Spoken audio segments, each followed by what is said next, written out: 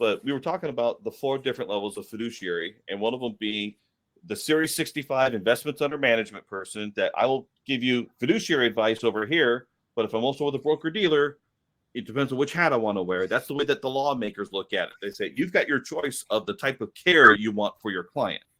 And quite frankly, I ain't that smart. I just figured whatever I can do to make the client better off, that's all I'm going to do.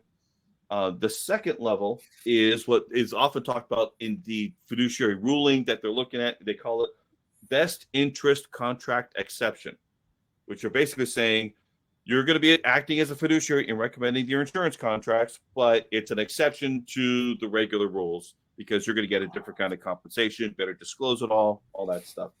But again, that's assuming I'm going to treat you differently because of your retirement assets than your other assets. And again, I ain't that smart. However, I can reposition somebody. That's the best way to go. The third one is the CFP requirement.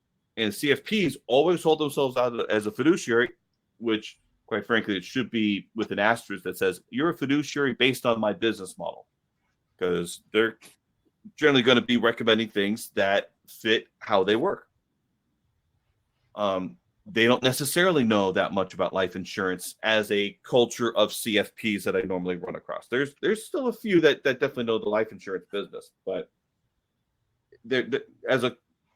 generally as a culture of CFPs, they're all for assets under management.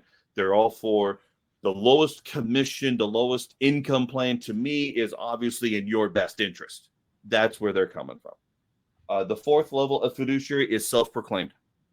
If someone says I'm a fiduciary, you're going to be held to that standard.